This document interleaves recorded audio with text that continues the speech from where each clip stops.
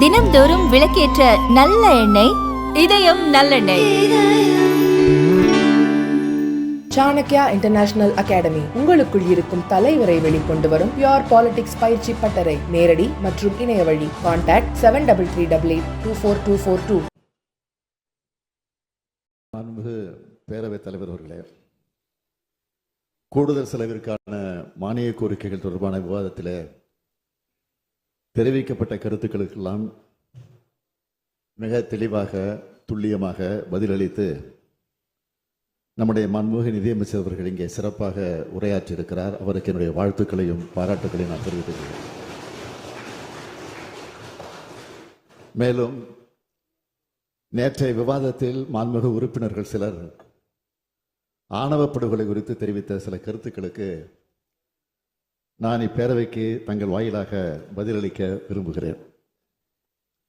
பிறப்புக்கும் எல்லா உயிருக்கும் என்ற அறநெறியை 2000 ஆண்டுகளுக்கு முன்னால் சொன்ன வான்புகழ் வள்ளுவர் பிறந்த மண் இந்த தமிழ் மண். சாதி ரெண்டொழிய வேறில்லை, இட்டார் பெரியோர் இடாதார் இழிகொளுத்தோர் என்கிறார் அவ்வை மூதாட்டி.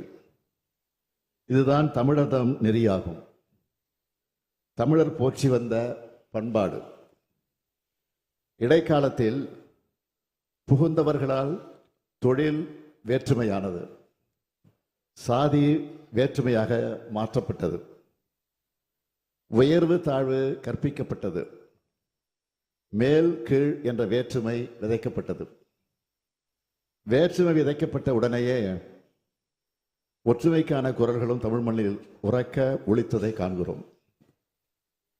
பல சீர்திருத்த கருத்துக்கள் இயக்கமாகவே உருவெடுத்துள்ளன.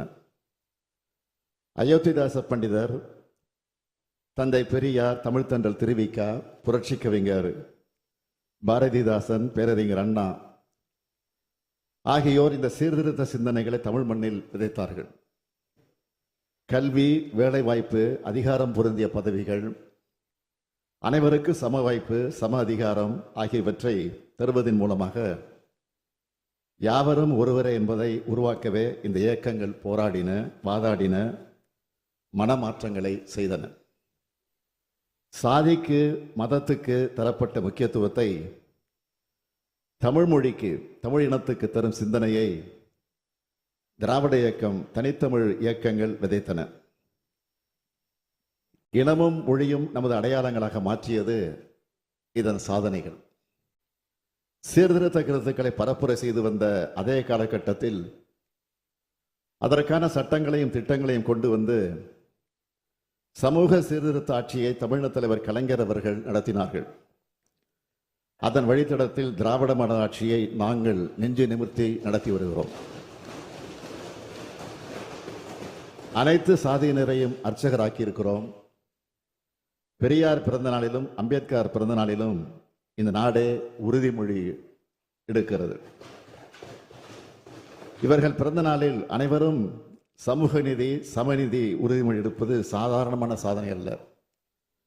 தமிழ்நாடு சட்டப்பேரவை இதே அவையில 29/4/2025 அன்று உரையாற்றிய போது ஆதிக்கத்தின் அடையாளமாகவும் தீண்டாமைக்கான குறியீடாகவும் வகை சொல்லாகவும் இருக்கக்கூடிய காலனி என்ற சொல்லை நீக்குவோம் என்று நான் அறிவித்தேன். பள்ளி, கல்லூரி விடுதிகளில் சாதி அடையாளங்கள் இருக்கக்கூடாது என்பதற்காக அவற்றை சமூக நீதி விடுதிகளாக பெயர் மாற்றி இருக்கிறோம். மாண்புமிகு பேரவைத் தலைவர் அவர்களே, மாண்புமிகு இந்திய பிரதமர் அவர்களை சமீபத்தில் நேரில் சந்தித்து முக்கியமான ஒரு கோரிக்கையை நான் வைத்தேன். ஆதி திராவிடர் மற்றும் பழங்குடியின பட்டியலில் உள்ள சாதி பெயரில் இறுதி எழுத்தில் முடிவடையும் இன் என்பதற்கு பதிலாக இர் என விகுதி மாற்றம் செய்து அந்த சமூக மக்களுக்கு உரிய மரியாதை கிடைக்க வழி செய்யும் வண்ணம் ஒன்றிய அரசு உரிய சட்டம் ஏற்ற விரைவில் நடவடிக்கை மேற்கொள்ள வேண்டும் என்பதுதான் அந்த கோரிக்கை. சமூக நீதி, சமத்துவம், சகோதரத்துவம், பொது உடைமை, பொது உரிமை, கல்வி உரிமை, அதிகார உரிமை ஆகிய கொள்கைகள்தான் வேற்றுமையை, பகைமையை விரட்டும். அதனைத்தான் நாங்கள் செய்து வருகிறோம். இதன் மூலமாகத்தான் சமத்துவம் கொண்ட சமுதாயத்தை உருவாக்க முடியும். ஆனால் இத்தகைய சூழலில் நாட்டில் நடைபெறும் சில சம்பவங்கள் நமது மனதை வேதனையடைய வைத்துள்ளன. இதற்காகவா நமது தலைவர்கள் போராடினார்கள்? நாம் போராடி வருகிறோம் என்ற வேதனை ஏற்படுகிறது. உலகம் அறிவுமயமாகி வருகிறது, ஆனால் அன்புமயமாவதை அது தடுக்கிறது என்பதுதான் இந்த சீர்திருத்த எண்ணம் கொண்டவர்களை வாட்டி வருகிறது. உலகம் முழுக்க பரவி அறிவினால் மதிக்கப்பட்டு வரும் நம் தமிழ் சமுதாயம் உள்ளூரில் சண்டை போட்டுக் கொள்வது என்ன நியாயம் என்பதுதான் நம்மை வருத்தும் கேள்வியாக அமைந்திருக்கிறது. எதன் காரணமாகவும் ஒருவரை மற்றவர் கொள்வதை நாகரிக சமுதாயத்தால் ஏற்க முடியாது. கொள்வதை மட்டுமல்ல, பகைப்பதை, சண்டை போட்டுக் கொள்வதை, அவமானப்படுவதை என எதையும் பண்பட்ட வளர்ச்சியுற்ற ஒரு சமுதாயத்தால் ஏற்றுக்கொள்ள முடியாது. அவ்வப்போது ஏதேனும் ஒரு பகுதியில் நடந்துவிடும் ஒரு துயரமான சம்பவம் நம் நெஞ்சை உலுக்கி விடுகிறது, நம் சமுதாயத்தை தலைகுனிய செய்து விடுகிறது. பெண்கள் தங்கள் எதிர்கால வாழ்க்கையை தாங்களே தீர்மானிக்கும் உரிமையை பறிக்கும் ஆணாதிக்கமும் இந்த குற்ற செயல்களுக்கு பின்னால் ஒளிந்திருக்கிறது. இதற்கு ஒரு முற்றுப்புள்ளி வைத்தாக வேண்டும். இந்த வேதனையைத்தான் நேற்றைய தினம் நமது உறுப்பினர்கள் பலரும் வெளிப்படுத்தி காட்டியிருக்கிறீர்கள். ஆணவ படுகொலை தடுக்க வேண்டும், எப்படியாவது தடுக்க வேண்டும் என்று கோரிக்கை வைத்தீர்கள். சமீபத்தில் செங்கல்பட்டு மாவட்டத்தில் திராவிடர் கழகத்தின் சார்பில் நடைபெற்ற சுயமரியாதை இயக்க நூற்றாண்டு விழா மாநாட்டில் திராவிடர் கழக தலைவர் மாண்புமிகு ஐயா ஆசிரியர் கி வீரமணி அவர்கள் தீர்மானமாக நிறைவேற்றி என்னிடத்தில் கொடுத்திருக்கிறார்கள்.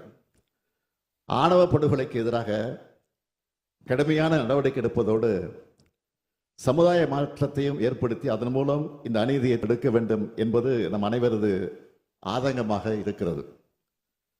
ஆணவ படுகொலை நடைபெறும் போது அது தொடர்பான வழக்குகள் அனைத்திலும் கடுமையான பிரிவுகள் பயன்படுத்தப்பட்டுள்ளன. ஆனால் இப்படுகொலைக்கு சாதி மட்டுமே காரணம் அல்ல, இன்னும் பல காரணங்களும் இருக்கின்றன. எதன் பொருட்டு நடந்தாலும் கொலை கொலைதான். அதற்கான தண்டனைகள் மிக மிக கடுமையாக தரப்பட்டு வருகின்றன.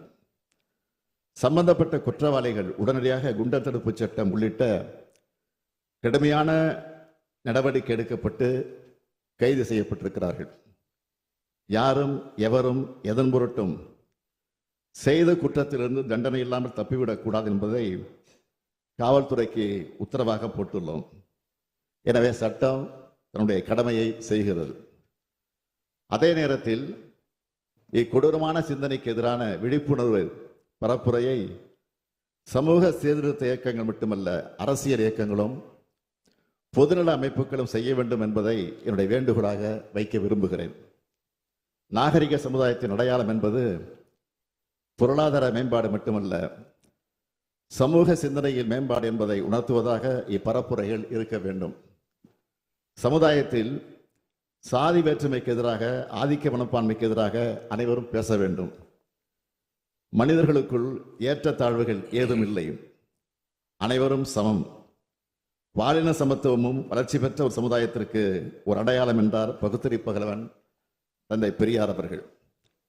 அனைத்து விதமான ஆதிக்க மனப்பான்மைக்கும் முற்றுப்புள்ளி வைத்தாக வேண்டும். ஆதிக்க எதிர்ப்பும் சமத்துவ சிந்தனையும் கொண்ட சுயமரியாதையையும் அன்பும் சூழ்ந்த மானுடத்தை உருவாக்குவதற்கான பரப்புரையை ஒரு இயக்கமாக முன்னெடுத்து செல்ல வேண்டியது நம் அனைவரின் கடமை. சீர்திருத்த பரப்புரையும் குற்றத்திற்கான தண்டனையும் வாழும் கெடையுமாக முன்னெடுக்கப்பட வேண்டும்.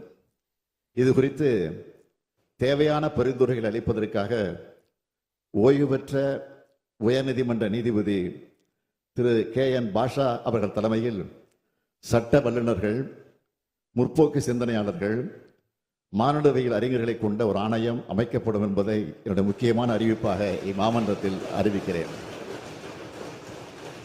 இந்த ஆணையம் அரசியல் இயக்கங்கள், சட்ட வல்லுநர்கள், சமூக செயற்பாட்டாளர்கள், பாதிக்கப்பட்ட மக்கள் என அனைத்து தரப்பினர் கருத்துக்களையும் பெற்று இப்பொருள் குறித்து உரிய பரிந்துரைகளை வழங்கும். அதன் அடிப்படையில் தமிழ்நாடு அரசு ஆணவ படுகொலை தடுக்கும் நோக்கில் உரிய சட்டமேற்ற தேவையான நடவடிக்கைகள் எடுக்கும் என்று உறுதியளித்து அமைகிறேன். விவாதம்